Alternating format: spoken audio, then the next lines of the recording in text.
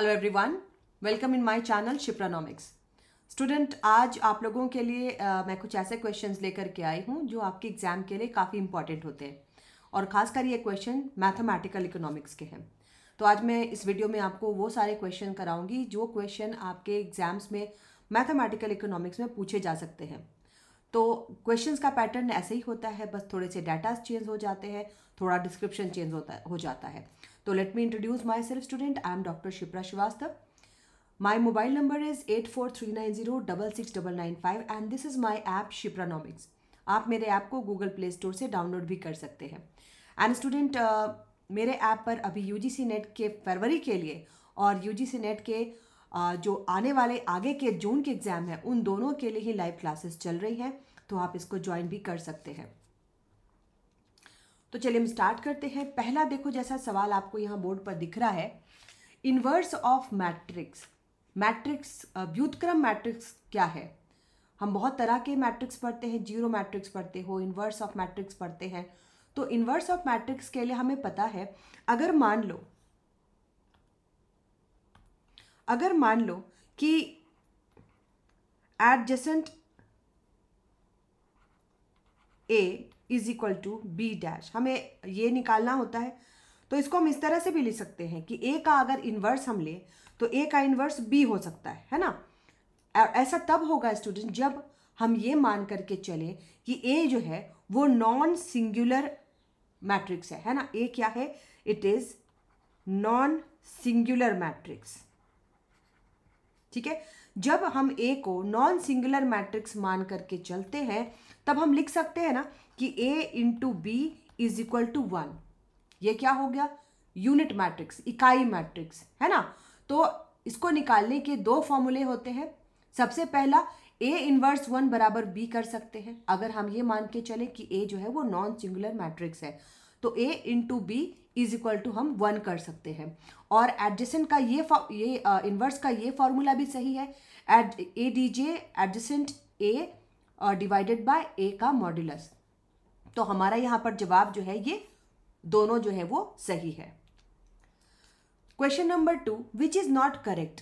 यहाँ पर देखो बहुत सारे आपको नियम दिख रहे हैं, है ना। बहुत सारे नियम हमें यहाँ पर दिख रहे हैं। सबसे पहले विच इज नॉट करेक्ट पूछा जा रहा है, मतलब इन नियमों में कौन सा नियम है जो सही नहीं है।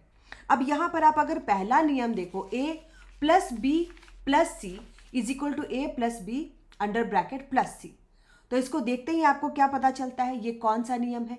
ये साहचर्य नियम कहलाता है ना। कि A plus under bracket B plus C अगर होता है तो हम इसको इस तरह से भी लिख सकते हैं कि A plus B under bracket plus C, और इसको कहा जाता है साहचर्य नियम। तो ये बिल्कुल सही है, ये हमारा साहचर्य नियम या एसोसिएटिव लॉ है। ठीक है, A plus 0 is equal to 0 plus A, ये भी सही है ना। इसको देखते ही हमें किसकी याद आती है? शून्य मैट्रिक्स की, जीरो मैट्रिक्स की। इसका मतलब ये भी आपका बिल्कुल सही है। ठीक है, तीसरा आप देख रहे हो, A under bracket minus A is equal to minus A plus A, ये भी सही है, इसको इस तरीके से भी लिखा जा सकता है ना। और चौथा हम क्या देख रहे हैं, A plus under bracket minus A is equal to 1, which is not correct. अगर A plus under bracket minus A होता है तो इसकी जगह क्या होना चाहिए? 0। तो यहाँ पर गलत जवाब में क्या हो जाएगा? डी, है ना। पहला जो हमारा यहाँ पर इक्वेशन दिख रहा है वो इक्वेशन साहचर्य नियम है, दूसरा शून्य मैट्रिक्स है, और तीसरा ए प्लस अंडर ब्रैकेट माइनस ए को हम इस तरह से भी लिख सकते हैं, लेकिन ए प्लस अंडर ब्रैकेट माइनस ए रहता है तो ये क्या हो जाएगा? 0। क्वेश्चन नंबर 3, अगर आपको सेट दिया हुआ है दो कि a is equal to 357, b is equal to 2348, आपको निकालना है a इंटरसेक्शन b, है ना। तो आपको पता है a इंटरसेक्शन b का मतलब क्या होता है कि इन दोनों में जो डिजिट एक हो, इन दोनों में जो डिजिट कॉमन हो उसको हम इंटरसेक्शन लेते हैं। तो देखो इसमें 3 है और इसमें भी 3 है, ये दोनों डिजिट जो है इन दोनों में है, तो a इंटरसेक्शन b क्या होगा? 3 हो जाएगा। अब ये चित्र क्या प्रदर्शित कर रहा है, ये कौन सा नियम बता रहा है? तो देखो ये जो 3 डायग्राम हमने लिया है इसमें हमें 4 नंबर में हमें यहाँ पर सबसे पहले क्रम विनिमय, कम्यूटेटिव लॉ को ये नहीं बता रहा, डिस्ट्रीब्यूटिव लॉ को भी नहीं, एसोसिएटिव लॉ, है ना। ये क्या बता रहा है? Associative law. क्योंकि देखो एसोसिएटिव लॉ को हम इस तरह से लिखते हैं ना, A union B union C, है ना, A union B union C, इसको हम इस तरह से भी लिख सकते हैं, A union B union C. अगर हम यूनियन लेते हैं तो एसोसिएटिव लॉ को हम इस तरह से लिखते हैं। और दूसरा, अगर हम इंटरसेक्शन लेते हैं, A intersection B intersection C, तो इसको हम दूसरे तरह से और भी क्या लिख सकते हैं, under bracket A intersection B और इंटरसेक्शन सी। तो ये जो चित्र है ये प्रदर्शित कर रहा है एसोसिएटिव लॉ को। क्वेश्चन नंबर 5, निम्नलिखित में रेक्टेंगुलर हाइपरबोलिक इक्वेशन कौन सा है? आयताकार अतिपरवलय का समीकरण कौन सा है? तो देखो यहाँ पर मैंने जो हैंड रिटन 3-4 समीकरण रखे।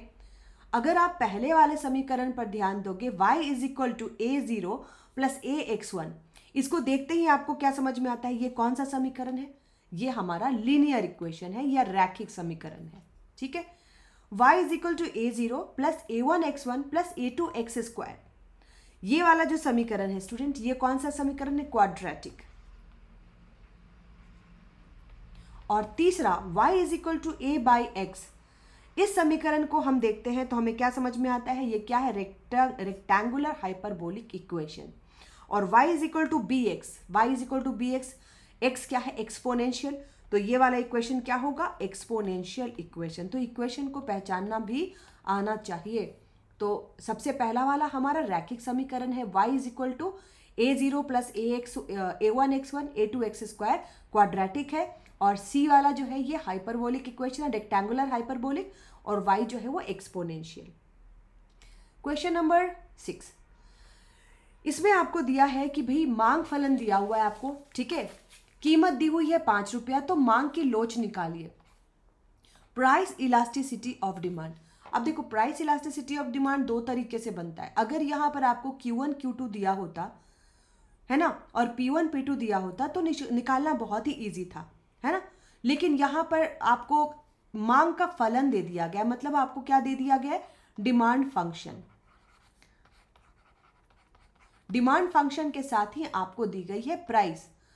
अब सबसे पहले तो स्टूडेंट आपको ये देख के चलना है कि हमारा P क्या होगा और Q क्या होगा, है ना। सबसे पहले P क्या होगा और Q क्या होगा, क्योंकि इसका जो हम इक्वेशन बनाते हैं इलास्टिसिटी ऑफ डिमांड का, P बाय Q, है ना। P मतलब कीमत, Q मतलब quantity, P by Q into DQ by DP। अब यहाँ पर DQ बाय DP क्या हुआ? हमें मांग फलन को डिफरेंशिएट करना है किसके रेस्पेक्ट में? प्राइस के रेस्पेक्ट में, है ना। मांग फलन का हमें अवकलन करना है कीमत के रेस्पेक्ट में, ठीक है। तो अवकलन करने के लिए ये जो हमारा Q का फंक्शन है इसको हम अवकलन करेंगे। अवकलन करेंगे तो हमारा यहां पर DQ बाय DP कितना आएगा अवकलन करने पर? -5, है ना, क्योंकि मैंने प्राइस के रेस्पेक्ट में अवकलन किया है। अब प्राइस आपको दिया हुआ है 5 रुपया, तो इंटू 5 कर लीजिए। क्वांटिटी कितनी आएगी? तो इस डिमांड फंक्शन में जब आप इस प्राइस को बिठाते हो, है ना, तो आपको आ जाता है 25, मतलब ये पूरा पूरा कट कर करके 1 आ जाएगा, है ना। -5 डिवाइडेड बाय 25, ठीक है, तो ये पूरा पूरा आ जाता है आपका 1। Question number 7, region represented by x is greater than 0, y is greater than 0।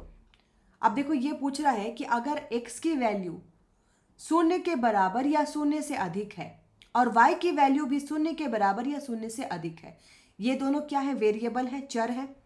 दोनों की वैल्यू 0 से बड़ी है या 0 के बराबर है, इसका मतलब क्या है? धनात्मक है। सबसे पहला तो आप ये ध्यान देना, इसका मतलब क्या है? इन दोनों की वैल्यू क्या है?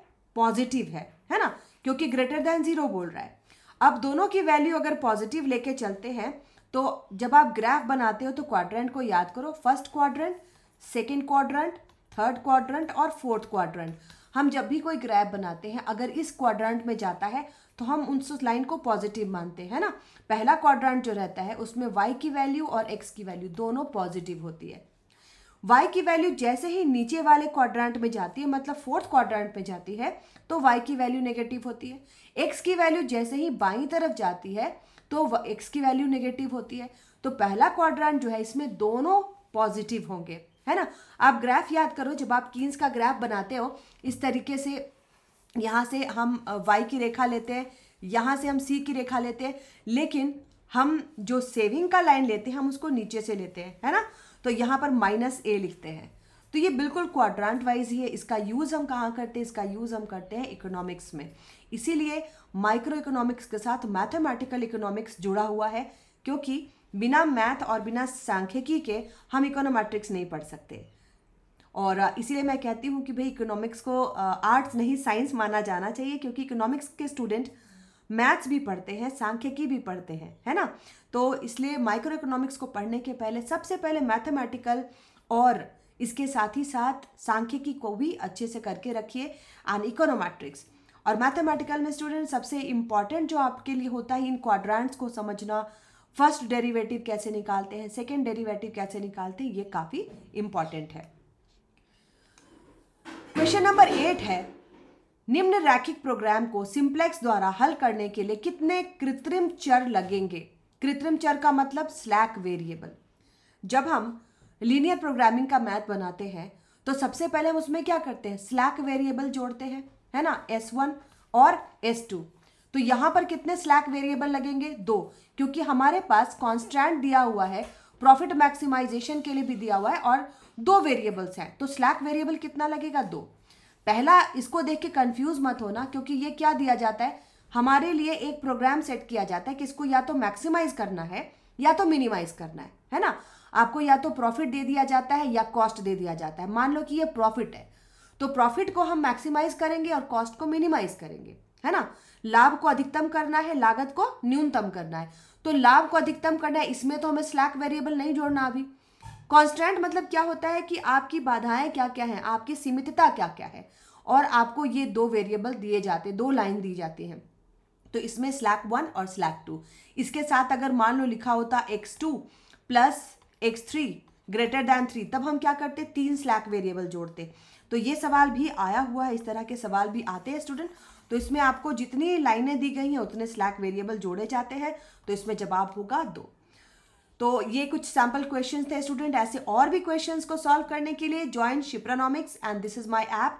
इस ऐप पर आपको फरवरी के यूजीसी नेट के लिए और जून के यूजीसी नेट के लिए लाइव क्लासेस चल रही है। Must download my app and join Shipranomics. Thank you, bye bye.